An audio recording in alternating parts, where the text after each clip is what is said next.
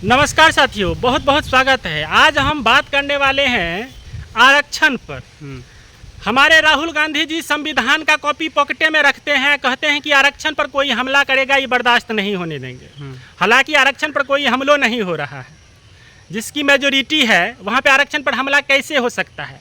हमारे चंद्रशेखर आज़ाद रावण जी कहते हैं कि हड्डी गुड्डी तोड़ देंगे कोई भी नेता यदि आरक्षण पे बात करता है। पूरा देश में आरक्षण के मामला पे बड़ा से बड़ा विद्वान सब उपज गया है, लेकिन आरक्षण पर खेला कैसे होता है। एगो हम कल का न्यूज देखे हैं, जो MBBS में अल्पसंख्यक का जो सीट था वहां पे कुछ छात्र धर्म परिवर्तन करके उस सीट पर अपना एडमिशन करवा लिए।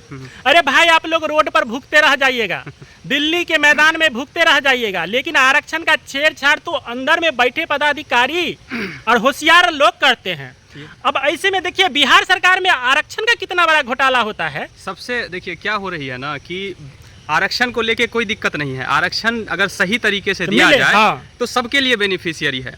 कुछ चीज़ें हैं जो अभी बिहार में आप लोगों को पता है कि बिहार शिक्षक बहाली हो रहा है। ये बहाली नहीं, एक तरह से महा घोटाला का मेला चल रहा है। हमारे राज्य में इस तरह का ये मेला है कि कोई भी कहीं से मुंह उठा के आइए और यहाँ पे नौकरी पा लीजिए। आपके पास अगर डिग्री है तैयो ठीक, और नहीं है तैयो ठीक, फर्जी है तैयो तब तो बहुत बढ़िया। हम लोग के पास एग्जैक्ट डिग्री है, जेन्युइन डिग्री है बिहार का। फर्स्ट क्लास हम लोग जो है सो सीटेट में भी एकदम फर्स्ट क्लास नंबर लाए हैं, जितना लाना चाहिए। और उसके बाद भी हम लोग जो है सो अभी घर में बैठे हैं। लेकिन आप देखिए कि बिहार के बाहर के जो बच्चा है जिसको आरक्षण नहीं मिलना चाहिए था, जो जनरल में काउंट किया जाना चाहिए था, अभी एगो न्यूज आया है मधेपुरा का। आई हम मधेपुरा का ही बात नहीं कर रहे हैं। अभी आप अगर देखिएगा तो बिहार में जितने भी राज्य हैं सब राज्य से डेली जो है सो हजारों शिक्षक निकल रहे हैं। अब आप समझ लीजिए कि कितना बड़ा स्कैम हुआ है। यहाँ पे देखिए मधेपुरा का एगो न्यूज है कि बिहार से बाहर का जो बच्चा सब इसमें शामिल हुआ है और उसमें भी सबके पास 60% नहीं है सीटेट में। अब आप समझिए कि सीटेट में 60% नहीं है और BPSC क्वालिफाई करके मेरिट में आके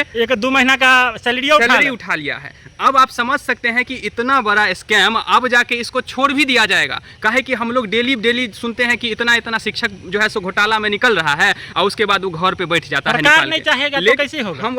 हम वही बताना चाह रहे हैं कि उस पर कार्रवाई आखिर क्यों नहीं किया जा रहा है।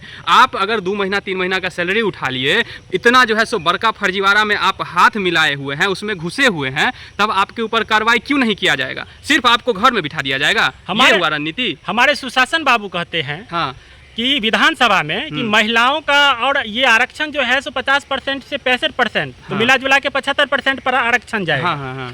महिलाएं को 50%, इसको भी बढ़ाया जाए। इस तरह का प्रक्रिया आप चल रहा है। लेकिन यहाँ पे 50% महिलाओं को आरक्षण मिल रहा है, लेकिन उसका अधिकार काट के वो आरक्षण आप देश के लड़कियों में बांट दिए। आप यहाँ पे क्या नियम था कि बिहार के लड़कियों को 50% आरक्षण दिया जाएगा। बस। बाहर के वो लड़का हो, चाहे अदर कास्ट से हो, SC ST से आए, OBC से आए, बिहार में अगर आएगा तो उसको जनरल में काउंट किया जाएगा। लेकिन यहाँ पे क्या चल रहा है खेला कि जो बाहर के SC ST कैटेगरी के हैं, OBC कैटेगरी के हैं, उनको भी यहाँ पे किया जा रहा है। हमको इस बात से कोई दिक्कत नहीं है। लेकिन आप अगर बिहारी बच्चा को बाहर जाता है, बिहारी बच्चा अगर बाहर जाके किसी फॉर्म को फिलअप करता है, उसको आप जनरल में काउंट करवाइएगा। लेकिन बाहर का बच्चा यहाँ आए तो वो जनरल में काउंट नहीं किया उसका जो कैटेगरी है वो उसके साथ लाभ उठाएगा। ऊपर से हमारे शिक्षा मंत्री जो महानुभाव हैं वो क्या बोलते हैं कि देश में तो सब बच्चा एक के रंग ना, हम तो सबके लिए है ना। तो भाई आप सबके लिए हैं। अब बाहरी जो राज्य में जो मौका नहीं दिया जाता है बिहार के बच्चा को, तो उस सबके लिए नहीं दिखता है। तब तुलसी रामायण का सवाल उठाएंगे। जब वोट लेने की बात आती है तब आप बिहार में घरे घरे घूम के वोट लीजिएगा,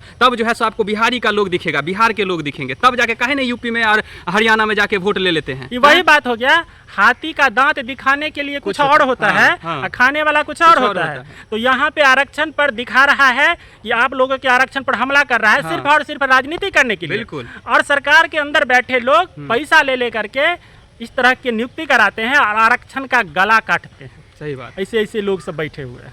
तो महानुभाव आप ही लोग बताइए कि किस हिसाब से अभी बिहार में राजनीति चल रहा है और आरक्षण के साथ किस हिसाब से छेड़छाड़ चल रहा है। क्या आप लोगों को ये बात सही लग रहा है? अभी जो आप डेली बेसिस पर जो फर्जी न्यूज सुन रहे हैं, आप लोगों को क्या लग रहा है? आप लोगों को क्या लग रहा है? आप लोग जरूर कमेंट कीजिएगा। और नया जो अभी खास करके अभी विधानसभा इलेक्शन आने वाला है उसमें मुंह तोड़ जवाब देना है। बहुत बहुत धन्यवाद साथियों।